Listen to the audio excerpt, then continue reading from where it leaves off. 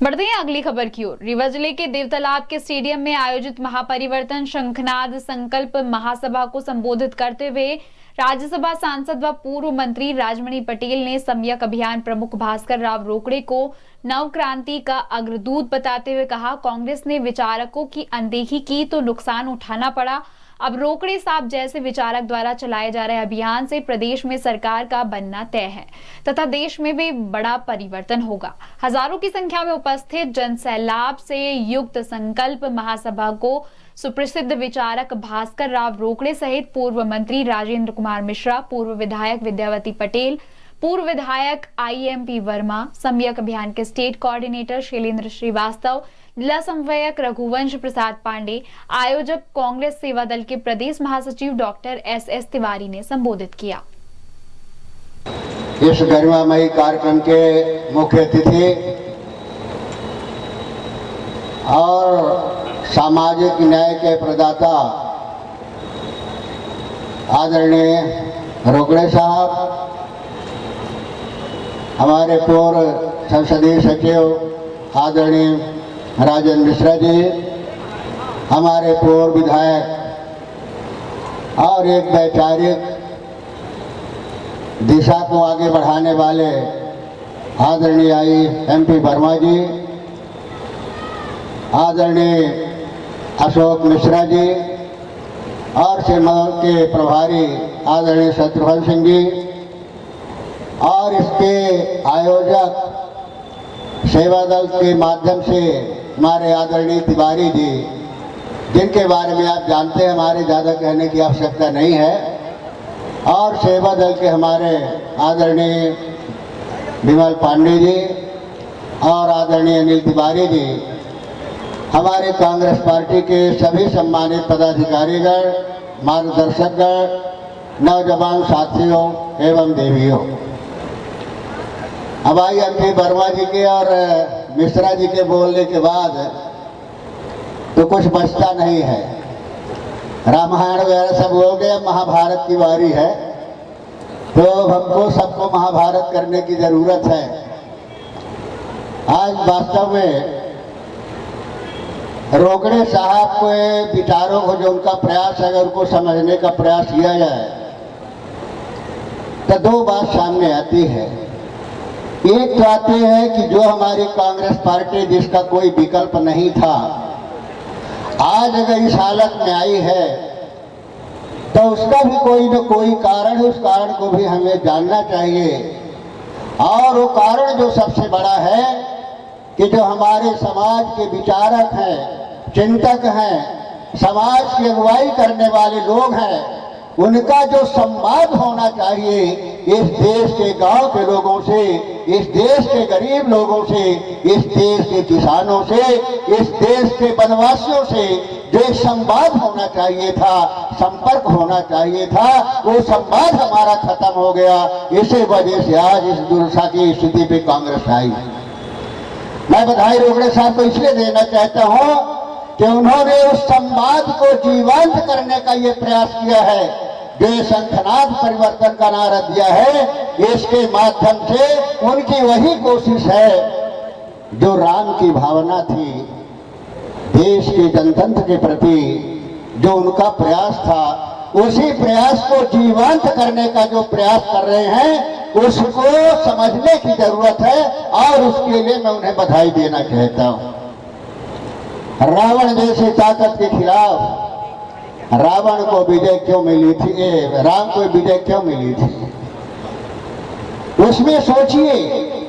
जब राम जा रहे थे रावण से युद्ध करने के लिए, तो लोगों ने कहा था कि अयोध्या से सेना लेकर के जाइए, रावण जैसे ताकत से आपको मुकाबला करना है। लेकिन राम ने कहा था कि ये वेतन भोगी सेना है, इससे हम विजय हासिल नहीं कर पाएंगे।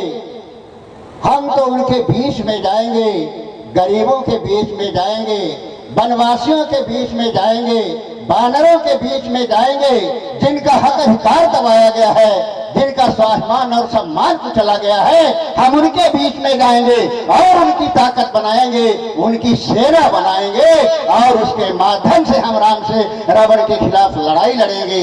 तब जाकर के राम को विजय मिली थी।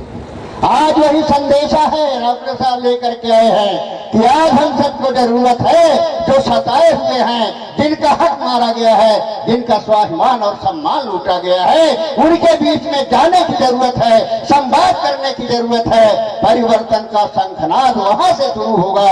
ये संदेशा लेकर के आए हैं, ये हमें आप सबको समझने की जरूरत है। दूसरी बात, भाजपा क्या है, क्या किया, ये लंबा इतिहास है, बताने की जरूरत नहीं है। आप साहब रोकड़े साहब को सुनना चाहते हैं, जिन्होंने इस देश की तरुणाई को, नौजवानों को एक दिशा देने का प्रयास किया है, उनके हक और अधिकार ये देश की ने अगुवाई करने के लिए मैं उनको सुनना चाहता हूं। लेकिन संक्षेप में केवल इतना बता दें कि भारतीय जनता पार्टी इस देश के और बाप के दो होते हैं, एक लायक और एक नालायक बेटा। तो नालायक बेटे हैं, नालायक बेटा क्या करता है, नालायक बेटा जो है उसको कोई मतलब नहीं रहता, वो देश बेच दे, अपनी प्रॉपर्टी बेच देता है, जगह जमीन बेच देता है, जेवर बेच देता है, अयाशी की जिंदगी जीता है, उसको कोई परवाह नहीं होती कि हमारे परिवार का क्या होगा, ये हमारे पुरखों के जायदाद है, इसको हमें बचाने की जरूरत है, इससे कोई मतलब नहीं होता। वो अपने ऐशो आराम के लिए प्रॉपर्टी बेच देता, सब कुछ कर देता है और कंगाल बना देता है। ये नालायक बेटे का चरित्र है जो भारतीय जनता पार्टी में दिखता है। आप अच्छी तरह से जानते हैं क्या भारतीय जनता पार्टी के लोग कर रहे हैं। और कांग्रेस जो है इस देश के अपने बाप के लायक बेटे हैं, जिनको चिंता है कि ये भविष्य हमारा है, परिवार हमारा है, हमारे परिवार के, हमारे समाज के लोगों का भविष्य सुरक्षित कैसे रहे। अगर संकट आया है, विपत्ति आई है, तो उसमें किस तरह से उस विपत्ति से, संकट के हम परिवार को निकालें, बाहर करें, ये प्रयास होता है। वो अपने पिता की, अपने पैतृक संपत्ति को बचाने का प्रयास करता है, उसकी रक्षा करने का प्रयास करता है, उसमें उत्पादन करके लोगों का पेट भरने का प्रयास करता है, जो ये कांग्रेस के लायक बेटे कर रहे हैं। आज जरूरत इस देश की है साथियों, एक लायक बेटा बन करके और नालायक बेटों से पंजा छुड़ाइए, इस देश को छुड़ाइए, इस देश को बचाइए। आज इस देश की जरूरत है। ये लड़ाई सत्तावर की लड़ाई नहीं है, ये लड़ाई हार जीत की लड़ाई नहीं कि भाजपा हार गई, कांग्रेस जीत गई। ये लड़ाई वास्तव में लड़ाई है हमारे भविष्य की। हमारे पूर्वजों ने कुर्बानी दिया था, अपने वर्तमान की कुर्बानी दे दिया था हमारे देश के, आप सबके भविष्य को बचाने के लिए।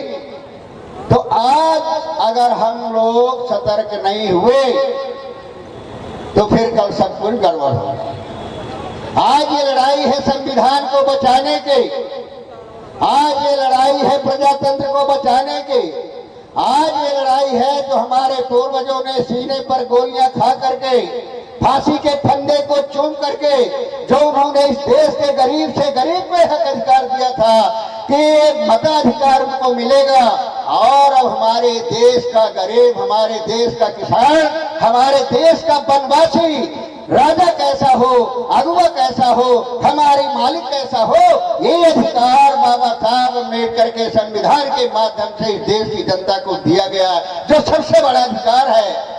आज अगर चूक गए तो अधिकार समाप्त कर देने वाले हैं नालायक बेटे। इस संविधान को खत्म कर दें, वोट के राजनीतिका को खत्म कर देंगे, ये सारी व्यवस्था खत्म कर देंगे। इसलिए चुनौतीपूर्ण लड़ाई है, इसलिए मैं आपको आगाह करना चाहता हूँ। और श्री साहब ने कहा था साथियों आपके लिए कि श्रम के पुजारी, मेहनत करने वाले लोग, श्रम के पुजारी अगर थक गए तुम, कलम के पुजारी अगर रुक गए तुम, तो धन के पुजारी चमन बेच देंगे, वतन बेच देंगे, अगर मर गए तो कफन बेच देंगे, कफन बेच देंगे।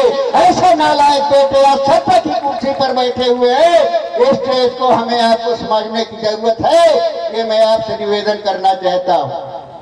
और ये जो रोकड़े साहब है ना, एक जयप्रकाश से उसमें नारा आया था उस नारे को लेकर के जो परिवर्तन का संघरात किए हैं, जैसा परिवर्तन का बिगुल बजा है, परिवर्तन का बिगुल बजा है, जाग उठी तरुणाई है, परिवर्तन का बिगुल बजा है, जाग उठी तरुणाई है।